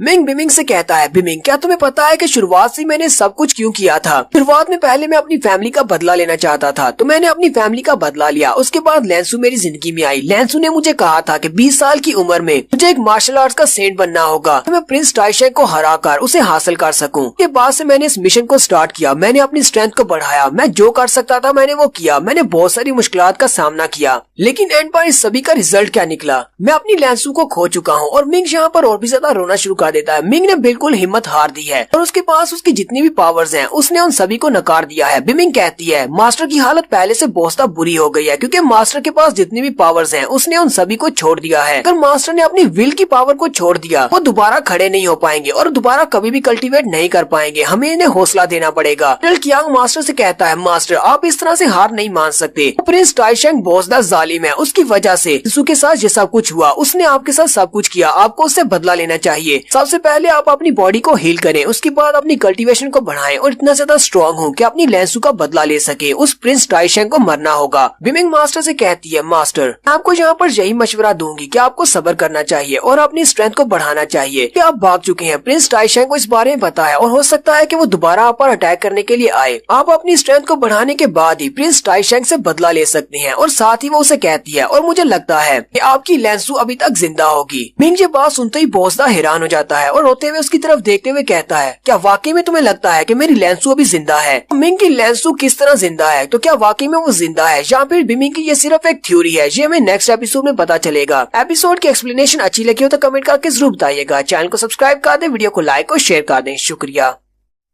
हेलो गाइस, कैसे हैं आप सब लोग? रिवेंज सीकर के एपिसोड 285 के साथ हाजिर हूं। तो लास्ट एपिसोड के एंड पे हमने देखा था बिमिंग अपने मास्टर से कहती है, मास्टर आपको अपनी विल की पावर को नहीं छोड़ना चाहिए, आपको हिम्मत नहीं हारनी चाहिए, क्योंकि अभी भी आपके पास एक मौका है। हो सकता है कि लैंसू अभी तक जिंदा हो। अगर आप अपनी स्ट्रेंथ को नहीं बढ़ाएंगे तो आप लैंसू को दोबारा नहीं बचा पाएंगे। लैंसू को बचाने के लिए आपको बहुत ज्यादा स्ट्रेंथ की जरूरत पड़ेगी। तो यहाँ पर बिमिंग उसे सारी बात एक्सप्लेन करती है कि कैसे लैंसू जिंदा हो सकती है। बिमिंग मास्टर से कहती है, मास्टर नॉर्मल कंडीशंस के चलते हुए अगर किसी इंसान की बॉडी के अंदर से उसके लाइफ एसेंस को निकाल लिया जाए तो वो इंसान 1 घंटे के टाइम पीरियड में मर जाता है, क्योंकि लाइफ एसेंस किसी की भी लाइफ का कोर होती है। अगर वो निकल जाए तो बंदा मर जाएगा। लेकिन आपको पता है कि वहाँ पर जियांग टाइशेंग ने इन्फर्नल प्रोगाटरी सील को यूज किया है और लैंसू उसके अंदर कैद हो गई है। इन्फर्नल प्रोगाटरी सील के अंदर जिसे भी ट्रैप किया जाता है वो हमेशा के लिए वहाँ पर ट्रैप हो जाता है और वो वहाँ पर मरेगा नहीं, उसे हमेशा टॉर्चर किया जाता रहेगा, क्योंकि वहाँ पर जो टाइम है वो हमारे टाइम के हिसाब से बहुत ज्यादा अलग है। इसलिए वहाँ पर लैंसू अभी तक जिंदा हो सकती है, क्योंकि जैसे उसकी बॉडी के अंदर से उसका लाइफ एसेंस निकाला गया तो उसके 1 घंटे का टाइम शुरू हो गया था, लेकिन सील ऑफ पुर्गाटरी ने उसे अपने अंदर कैद कर लिया। इसी वजह से उसका टाइम रुक चुका है। अगर आप किसी तरह से सील ऑफ पुर्गाटरी के अंदर चले जाते हैं और वहाँ पर जाने के बाद अपनी लैंसू को वहाँ से निकाल लेते हैं और उसके लाइफ एसेंस को उसे वापस कर देते हैं, तो वो दोबारा से जिंदा हो सकती है। कि अभी तक उसका 1 घंटा पूरा नहीं हुआ और वो कभी पूरा भी नहीं होगा जब तक वो सील ऑफ पुर्गाटरी के अंदर रहेगी।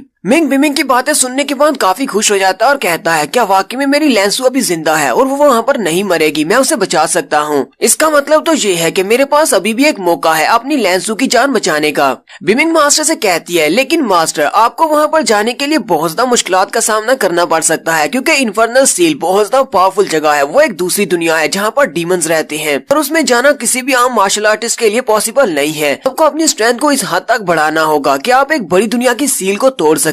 जब तक आप एक ग्रेट वर्ल्ड की सील को नहीं तोड़ सकते तब तक आप उसके अंदर नहीं जा पाएंगे। सील के अंदर जाने के बाद लेंसू को आजाद करवाना मुमकिन नहीं। मिंग अपने आंसू पोंछते हुए बिमिंग से कहता है बिमिंग तो मैं एक बड़ी दुनिया की सील को कैसे तोड़ सकता हूँ, तुम मुझे बताओ कि अपनी स्ट्रेंथ को कैसे बढ़ाऊं। बिमिंग अपने मास्टर से कहती है मास्टर अगर आप लेंसू को बचाना चाहते हैं तो मैं आपको एक मकसद देती हूँ। आपका मकसद ये है आपको टोंगटियान सेक्टर के पैट्रियार्च से ज्यादा स्ट्रॉन्ग बनना है। बिमिंग अपने मास्टर से कहती है मास्टर टोंगटियान का वो पैट्रियार्च जो कि पहला मेरा मास्टर था वो बहुत ज्यादा स्ट्रॉन्ग था। मुझे नहीं पता कि टोंगटियान के मास्टर से कितना ज्यादा स्ट्रॉन्ग बनना पड़ेगा क्योंकि टोंगटियान का जो पैट्रियार्च था वो भी बड़ी दुनिया की सील को नहीं तोड़ सकता था। मिंग उसकी बात सुनने के बाद फिर से उदास हो जाता है और उसे कहता है अगर टोंगटियान का पैट्रियार्च भी ये सब कुछ नहीं कर सका तो मैं तो सिर्फ एक मार्शल आर्ट्स का ग्रेट मास्टर हूँ, मैं ऐसा कैसे कर पाऊंगा। ये ट्रिप तो बहुत ज्यादा मुश्किल होने वाली है, मैं टोंगटियान सेक्टर के पैट्रियार्च से ज्यादा पावरफुल नहीं बन सकता। फिर साथ ही वो अपने चेहरे पर अपने दोनों हाथ मारता है यानी जैसे थप्पड़ मारा जाता है और अपने आप से कहता है लेकिन मुझे ये करना होगा। अगर मुझे अपनी लेंसू की जान बचानी है तो मुझे अपने आप को इतना स्ट्रॉन्ग बनाना होगा कि मैं टोंगटियान के पैट्रियार्च से भी ज्यादा स्ट्रॉन्ग बन जाऊं। जब तक मेरे पास उम्मीद की एक किरण है तब तक मैं आगे बढ़ता रहूंगा ताकि मैं अपनी लेंसू को बचा लूं।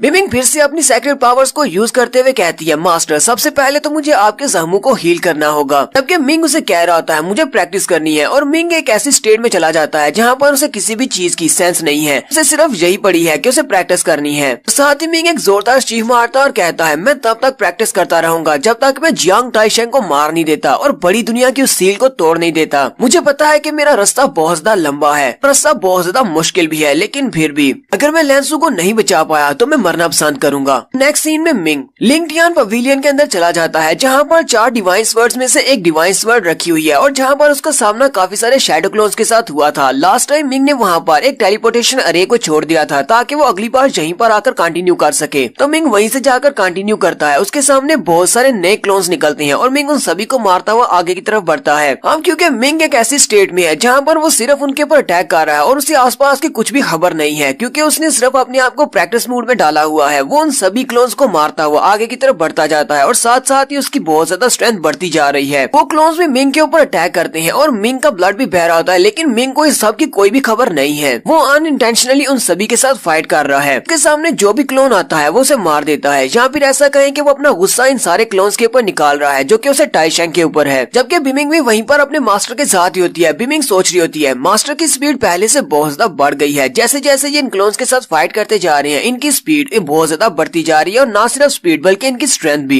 हर बार इन सारे क्लोन्स को मारने पर जब मास्टर की बॉडी के अंदर स्पिरिचुअल एनर्जी जाती है तो इसकी बॉडी के अंदर लेंसू की जो लाइफ एसेंस वाला ऑर्ब है वो इसकी बॉडी के अंदर जितनी भी एनर्जी जाती है उसको क्लीन कर देती है और इसकी की पावर को पहले से डबल कर देती है यानी कि इसकी स्ट्रेंथ को बढ़ा रही है। पहले भी मिंग लेंसू को किस करने के बाद अपनी स्ट्रेंथ को बढ़ा लेता था और अपनी बॉडी को रिकवर भी कर लेता था। अब तो लेंसू का लाइफ एसेंस मिंग के पास है, इसकी बॉडी के अंदर है। ये बड़ी आसानी के साथ अपनी की पावर को रिफाइन कर सकता है और अपनी स्ट्रेंथ को बढ़ा सकता है। एक बार हमारा कहानी सुनाने वाला भी आता है। कहानी सुनाने वाला कहता है कि मिंग ने वहाँ पर बहुत सारे शैडो क्लोन्स के साथ फाइट की। इतने सारे शैडो क्लोन्स के साथ फाइट करने के बावजूद मिंग को अभी तक इस बात का एहसास नहीं है कि उसने कितने शैडो क्लोन्स को मार दिया है और इन सारे शैडो क्लोन्स को मारने पर उसकी स्ट्रेंथ कितनी बड़ी है। और साथ ही मिंग साथ साथ लेवल अप करता जा रहा है। वो मार्शल आर्ट्स की ग्रैंड मास्टर स्टेज पर था और ग्रैंड मास्टर स्टेज के 4 लेवल्स होते हैं। उन 4 लेवल्स में से उसने पहले लेवल को पार कर लिया है। बिमिंग कहती है मास्टर ने यहाँ पर इन क्लोन्स के साथ बहुत दिनों तक फाइट की है। पिछले काफी दिनों से ये यहाँ पर लगातार फाइट करते जा रहे हैं, वो भी अनइंटेंशनल, और मास्टर को इस बारे में पता भी नहीं है। इतने सारे क्लोन्स के साथ फाइट करने पर मास्टर का लेवल बढ़ चुका है। मास्टर इस वक्त ग्रैंड मास्टर की स्टेज 3 पर पहुंच चुके हैं। मास्टर की बॉडी के अंदर जो लेंसू के लाइफ एसेंस वाला ऑर्ब है वो बहुत ही अच्छे से काम कर रहा है। यहीं पर मिंग के सामने एक बॉस शैडो आता है जो कि साइज में काफी बड़ा होता है, लेकिन मिंग उसको देखकर डरने की बजाय बड़ी स्पीड के साथ आगे बढ़ता है और उसके ऊपर भी अटैक करता है। काफी काफी देर फाइट के बाद उसको हरा देता है। मिंग भी काफी जख्मी होता है और उसकी बॉडी से जगह जगह से ब्लड निकल रहा है, लेकिन ऊपर की तरफ जंप करता है और अपनी जानटियान स्वर्ड को यूज करते हुए उसके ऊपर अटैक करता है और उस शैडो क्लोन को भी मार देता है। जहाँ पर फिर से हमारा कहानी सुनाने वाला आ जाता है। कहानी सुनाने वाला कहता है पहले मिंग जब वहाँ पर आया तो उसे 2 दिन हुए, 4 दिन हुए, जहाँ तक कि उसे पूरा 1 महीना हो गया। पूरे महीने तक उन क्लोन्स के साथ फाइट करता रहा। अपने सामने आने वाले हर क्लोन को उसने मार डाला और वो सारे के सारे गुस्से को उनके ऊपर उतार रहा था। वो सारे क्लोन्स भी खत्म होने का नाम नहीं ले रहे, साथ साथ उसका लेवल भी अप होता जा रहा है। मिंग इस वक्त अपने मार्शल आर्ट्स के ग्रैंड मास्टर की 4th स्टेज तक पहुंच चुका है और अगर वो चाहे तो यहाँ पर थोड़ी देर कल्टीवेट करने से वो अपने आप को एक मार्शल आर्ट्स का गुरु बना सकता है। लेकिन मिंग को इस सब के बारे में एहसास भी नहीं है कि उसका लेवल अप हो चुका है। इस वजह से मिंग का इस सब के बारे में ध्यान नहीं है। वो तो बस यहाँ पर अपने गुस्से को इन सभी के ऊपर उतार रहा है। मिंग की हालत काफी ज्यादा खराब होने के बावजूद भी वो वहाँ पर फाइट कर रहा है और सारे शैडो क्लोन्स को मारने के बाद उसे सामने एक दरवाजा दिखाई देता है। वो दरवाजा खुला होता है और मिंग उस दरवाजे को पार करके अंदर जाता है, जहाँ पर मिंग को इस सारी एंडलेस फाइटिंग का इनाम मिलने वाला है। तो मिंग उस दरवाजे से अंदर जाने के बाद बिमिंग से कहता है, बिमिंग मेरी बॉडी कंडीशन इस वक्त कैसी है? बिमिंग मास्टर से कहती है, मास्टर आपकी बॉडी कंडीशन काफी ज्यादा अच्छी है। आप अपनी मार्शल आर्ट्स की ग्रैंड मास्टर के 4th स्टेज पर पहुंच चुके हैं और अगर आप चाहें तो एक मार्शल आर्ट्स के गुरु में असेंड कर सकते हैं।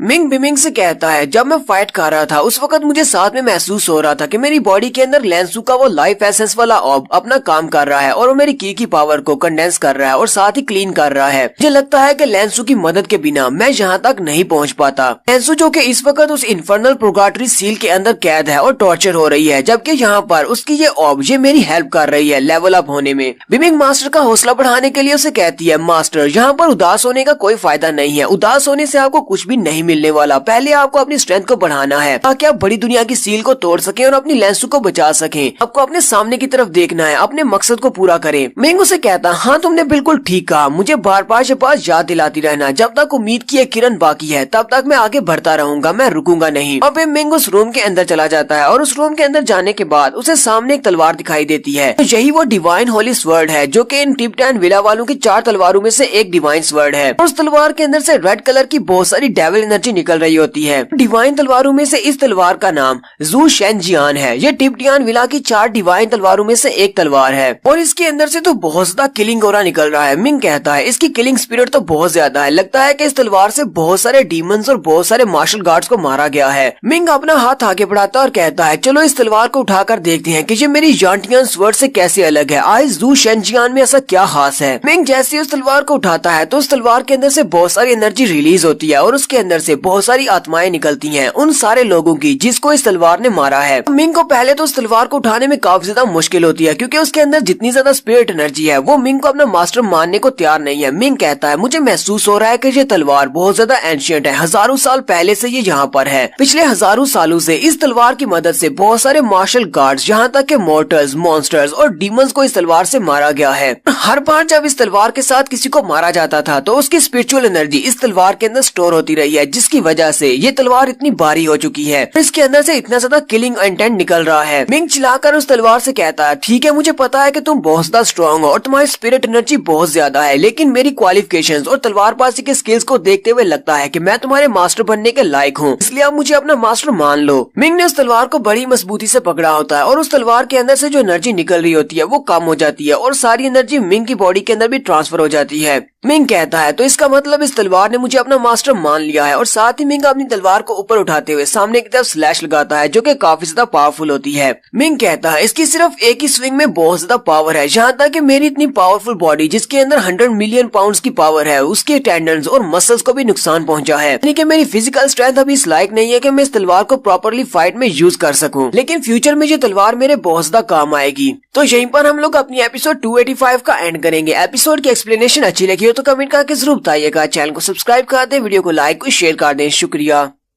रिवेंज सीकर के एपिसोड 286 के साथ हाजिर हूँ। तो लास्ट एपिसोड के एंड पे हमने देखा था कि मिंग को डिवाइन स्वर्ड्स में से एक स्वर्ड मिल जाती है। उस तलवार का नाम जू शेनजियान होता है। मिंग उस तलवार को अपने हाथ में पकड़ता है और अपनी स्ट्रेंथ के साथ उस तलवार को कंट्रोल कर लेता है और वो तलवार भी मिंग को अपना मास्टर मान लेती है। मिंग उसको घुमाता है तो सामने की तरफ एक स्लैश लगाते हुए कहता है, इसकी स्ट्रेंथ तो बहुत ज्यादा है, फिजिकल बॉडी मेरी इतनी स्ट्रॉन्ग नहीं है कि मैं इस तलवार को चला सकूं, मैं किसी फाइट में इसको यूज नहीं कर पाऊंगा। मिंग उस तलवार को देखने के बाद बिमिंग से पूछता है, बिमिंग अब जबकि ये एक डिवाइन स्वर्ड है तो इसके अंदर स्पिरिट क्यों नहीं है? मेरे ड्रैगन हैमर के अंदर भी एक स्पिरिट थी, इसकी स्पिरिट कहाँ पर है? बिमिंग मास्टर से कहती है, मास्टर हजारों सालों से इस तलवार ने बहुत सारे डीमंस, मॉन्स्टर्स और मार्शल गार्ड्स को मारा है, उन सभी को मारने पर इसके अंदर बहुत सारा किलिंग इंटेंट आ गया और पिछले कई सालों से ये यहीं पर पड़ी हुई है। इसी वजह से इसके अंदर जो स्पिरिट थी वो स्पिरिट इस तलवार के साथ ही मिक्स हो चुकी है, यानी कि इस तलवार के अंदर इंटेग्रेट हो गई है। वो मेरी तरह अपने डिवाइन वेपन को छोड़कर बाहर नहीं निकल सकती। एक ऐसा वेपन जिसकी स्पिरिट उसी के अंदर मिक्स हो गई हो, वो वेपन बहुत ज्यादा पावरफुल होता है। मिंग उस तलवार को उठाता और कहता है, मुझे महसूस हो रहा है कि इस तलवार के साथ साथ मुझे ज़ू-शेन तलवारबाजी की टेक्निक्स तो सब भी इसके साथ ही मिल रही हैं। इस एक्सकैलिबर के अंदर छुपी हुई हैं, वो सारी की सारी टेक्निक्स वो मैं मास्टर कर सकता हूँ। मुझे लगता है कि अगर मैं यहाँ पर उनको प्रैक्टिस करना चाहूंगा मेरी करंट मास्टरी के साथ, सिर्फ 3 दिन में मैं उन सारी की सारी फॉर्मेशंस और सारी तलवारबाजी की टेक्निक्स को मास्टर कर लूंगा। तो फिर मिंग ऐसे ही करता है। मिंग उस तलवार के अंदर जितनी भी टेक्निक्स होती है तलवारबाजी की, उस तलवार के रिलेटेड, वो उन सभी को प्रैक्टिस करता है। 3 दिन के बाद का सीन दिखाया जाता है। मिंग अपनी जानटियान स्वर्ड को भी निकालता है और साथ ही उसने अपने हाथ में ज़ू शेनजियान को भी पकड़ा होता है। मिंग कहता है, अगर पावर की बात की जाए तो मेरी जानटियान स्वर्ड के साथ एम्परर की तलवार यानी व्हाइट एम्परर की तलवारबाजी की टेक्निक से ये वाली तलवारबाजी की टेक्निक बहुत ज्यादा स्ट्रॉन्ग है। मिंग कहता है, लेकिन इस तलवार को प्रॉपरली यूज करने के लिए इसके लिए भी रिक्वायरमेंट्स है। मेरे लेवल को हाई होना चाहिए। मैं अभी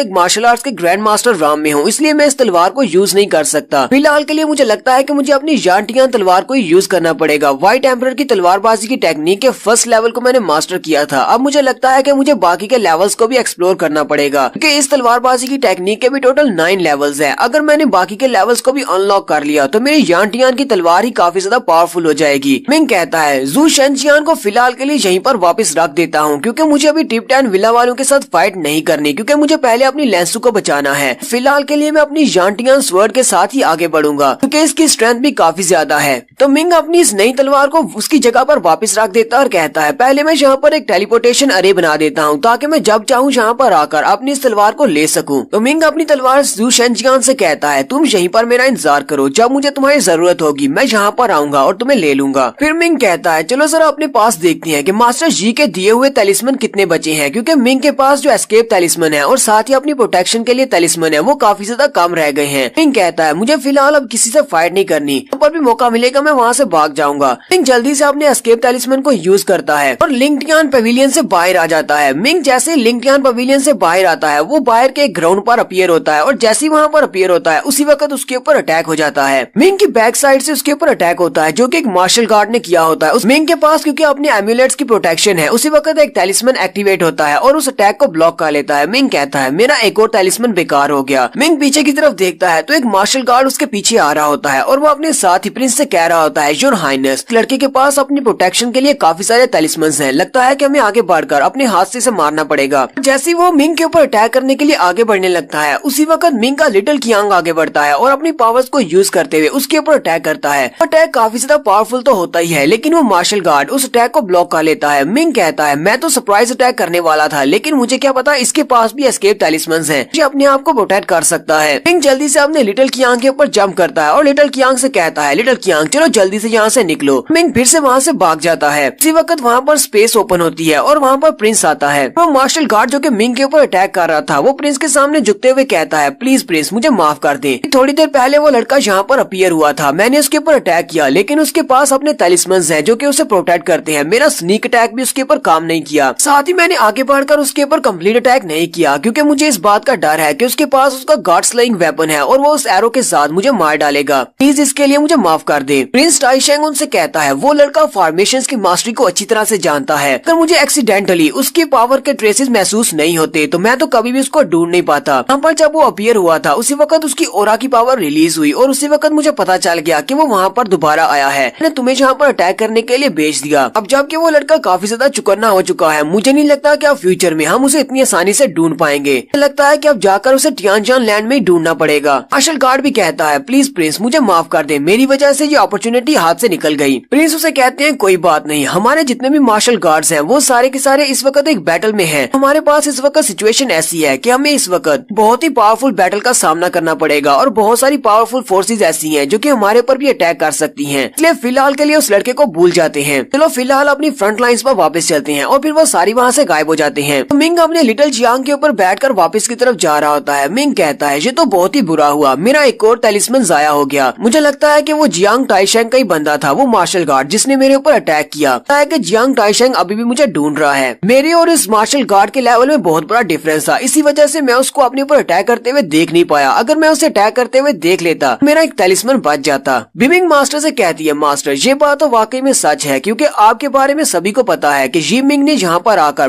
प्रिंस टाइशेंग से फाइट की और उसकी लड़की को उससे छीन लिया, साथ ही उसके 2 मार्शल गार्ड्स को भी मार दिया। आपके चेहरे को कोई भी पहचान सकता है और प्रिंस टाइशेंग आप पर दोबारा अटैक कर सकता है। मेरा मशवरा तो ये है कि आप अपनी जीवूजी की आइडेंटिटी को वापस लें और वापस से जनरल फेंजियान की आर्मी में चले जाएं। मिंग हैरान होकर बिमिंग से कहता है बिमिंग लेकिन जीवूजी की आइडेंटिटी को तो हमने खत्म कर दिया था, हमने तो खबर भिजवाई थी कि मैं वहाँ पर किंग को पकड़ने के लिए गया हूँ, उन लोगों ने मुझे पकड़कर मार दिया है, मैं दोबारा से जीवूजी की आइडेंटिटी कैसे ले सकता हूँ। बिमिंग अपने मास्टर से कहती है मास्टर मेरे पास उस भिखारी की मेमोरीज हैं और उस भिखारी की मेमोरीज में एक ऐसा तरीका है जिससे मैं आपको जीवूजी की आइडेंटिटी में वापस जनरल फेंजियान की आर्मी में भेज सकती हूँ। चलिए उसी तरीके को आजमा कर देखते हैं। तो नेक्स्ट सीन 7 दिन के बाद का दिखाया जाता है। जनरल फेंजियान की आर्मी ने वुशेंग सिटी को डिस्ट्रॉय कर दिया है और साथ ही सिटी के ऊपर कब्जा भी कर लिया है, क्योंकि किंग तो पहले ही मर चुका है, उन्होंने क्वीन को भी हरा दिया है। और जनरल फेंजियान के सोल्जर वहाँ पर उस सिटी को क्लियर कर रहे होते हैं। वहाँ पर जितने भी जिंदा लोग होते हैं वो उन सभी को मार रहे होते हैं, वहाँ से खजाना लूट रहे होते हैं। फिर उनमें से कुछ सोल्जर डंजन की तरफ जाते हैं, वो कहते हैं चलो डंजन में चल के चेक करते हैं, अगर हमारा कोई सोल्जर है तो उसे निकाल लेते हैं और अगर उनके कोई सोल्जर्स हैं तो उनको मार देते हैं। तो उन सोल्जर्स का कैप्टन उनके साथ साथ ही होता है। डंजन के अंदर बहुत सारे लोग कैद होते हैं, वो सारे मुजरिम हैं, तो वो उनसे कहते हैं ये सारे लोग मुजरिम हैं, इन सभी को मार डालो, ये हमारे किस काम के हैं जब इनके अपने वुशेंग सिटी वालों ने इनको कैद किया हुआ है, फिर हमें इनको जिंदा रखने का क्या फायदा, इसलिए तुम इन सभी को डीमंस ही समझो और इन सभी को मार डालो। वहीं पर कैप्टन जब आगे बढ़ता है तो उसे जेल के अंदर अपना जीवूजी नजर आता है, वो कहता है ये तो जनरल जीवूजी है। अपने सोल्जर से कहता है चलो जल्दी करो और इस बैरक को ओपन करो, मैं इसको जानता हूँ, ये जनरल जीवूजी है जो कि जायंट आर्मी का जनरल है, तो जल्दी से इसको आजाद करो। मैंने इसकी काफी सारी कहानियां सुनी है, मैंने सुना है कि जनरल जीवूजी ने जब यहाँ पर पहली बार आया था तो इसने वुशेंग सिटी की वाल को अकेले ही तोड़ दिया था, सिर्फ अपने 30,000 सोल्जर्स के साथ, जबकि जनरल फेंजियान के भतीजे यहाँ पर मारे गए थे। यहाँ पर ये लोग जीवूजी को बचा लेते हैं, तो यही वो तरीका था जो बिमिंग ने उसे बताया था। यहाँ पर कैद होने का नाटक कर रहा है। उसके बाद मिंग को जनरल फेंजियान के सामने पेश किया जाता है। मिंग आकर जनरल फेंजियान के सामने खड़ा हो जाता है। जनरल फेंजियान उसे कहते हैं जीवूजी तो तुम यहाँ पर वापस कैसे आ गए और तुम अभी तक जिंदा कैसे हो। जनरल फेंजियान को सारी बात बताता है। वो जनरल फेंजियान से कहता है जनरल आपने मुझे ऑर्डर्स दिए थे वुशेंग सिटी के किंग को पकड़ने के, मैं वुशेंग सिटी के किंग को पकड़ने के लिए गया था, तो उनकी आर्मी ने मुझे पकड़ लिया और मुझे पकड़कर डंजन के अंदर डाल दिया। पिछले कई दिनों से मुझे वहीं पर टॉर्चर कर रहे थे, उन्होंने मुझे बहुत ज्यादा मारा पीटा, लेकिन मैंने आपके बारे में कुछ भी नहीं बताया, मैंने कुछ भी इन्फॉर्मेशन लीक नहीं की। लेकिन मुझे अफसोस है कि मैं आपके दिए हुए मिशन को पूरा नहीं कर सका, इसलिए मैं चाहता हूँ कि मिलिट्री लॉ के मुताबिक मुझे सजा दी जाए। साथ ही मिंग सोच रहा होता है अगर वाकई में इसने मुझे सजा देने की कोशिश की और सजा के तौर पर मुझे मारना चाहा तो मैं जहाँ पर अपनी पावर्स को रिलीज करते हुए इसको मार डालूंगा। बस उम्मीद ही कर सकती है कि हमारा प्लान काम कर जाए और मुझे कुछ ऐसा ना करना पड़े। जनरल फेंजियान मिंग की तरफ देखता और थोड़ी देर सोचने के बाद उसे कहता है अच्छा ठीक है, चलो शुक्र है तुम वापस आ गए हो, मैंने तुम्हें जो भी मिशन दिया था उसको भूल जाओ, क्योंकि हमने किंग को पहले से पकड़ लिया है, वुशेंग सिटी के ऊपर भी कब्जा कर लिया है, और जाकर अपनी मिलिट्री को वापस से संभालो, तुम अपनी जायंट आर्मी के दोबारा से जनरल हो। लेकिन तुमने वुशेंग सिटी की दीवार को तोड़ा था, उसके लिए तुम्हें कोई भी मेरिट्स और मिलिट्री अचीवमेंट्स नहीं मिलेंगी। मिंग उसे कहता है जनरल आपका बहुत बहुत शुक्रिया। जबकि जनरल लिंगजियान वहीं पर खड़ा होता है। जनरल लिंगजियान अपने जनरल फेंजियान से कहता है जनरल आप ऐसा कैसे कर सकते हैं, मुझे तो इस लड़के पर बहुत ज्यादा शक हो रहा है, मुझे लगता है कि ये लड़का कितने दिनों से उनके पास कैद था, इसने उनके साथ कोई समझौता कर लिया होगा और अपनी जान बचाने के लिए उनकी तरफ से कोई स्पाई बनकर यहाँ पर हमारी आर्मी में आ गया है। लगता है कि आपको इसको यहीं पर मार देना चाहिए, ना कि इसे यहाँ पर वो दोबारा से अपनी आर्मी का जनरल बनाना चाहिए। जनरल फेंजियान उसे कहते हैं लिंगजियान तुम्हारा शक बिल्कुल ठीक है, लेकिन मैं यहाँ पर और कुछ नहीं कर सकता, क्योंकि गोल्डन एम्पायर बहुत ही जल्दी हारने वाला है। अगर ये लड़का उनका स्पाई बनकर यहाँ पर आया है तो उनको इस बात से कोई भी फायदा नहीं होने वाला कि हमारी बहुत सारी फोर्सेस यहाँ पर आ चुकी हैं और गोल्डन एम्पायर को बहुत ही जल्दी हरा देंगी, उनके बचे कचे सोल्जर्स भी मारे जाएंगे। इस वक्त हमें यहाँ पर आर्मी की जरूरत है और ये एक बहुत ही अच्छा जनरल है जो अपने स्पिरिट जायंट्स को कंट्रोल कर सकता है। फिलहाल के लिए मैं इसकी सारी गलतियों को माफ कर देता हूँ, इसे बाद में देखेंगे, क्योंकि इस गोल्डन एम्पायर के साथ फाइट में हमारी आर्मी बहुत ज्यादा कम रह गई है। मिंग वहाँ से सीधा वापस अपनी जायंट आर्मी के पास आता है तो उसके जायंट्स उसे देखकर बहुत ज्यादा खुश हो जाते हैं। वो सारे जायंट्स हंस रहे होते हैं और मिंग को ऊपर की तरफ उछाल रहे होते हैं कि उनका जनरल वापस आ गया है। वो कहते हैं जनरल जी, तो बहुत ही अच्छी बात है कि आप वापस आ गए। हमने आपको बहुत ज्यादा मिस किया और यहीं पर हम लोग अपनी एपिसोड 286 का एंड करेंगे।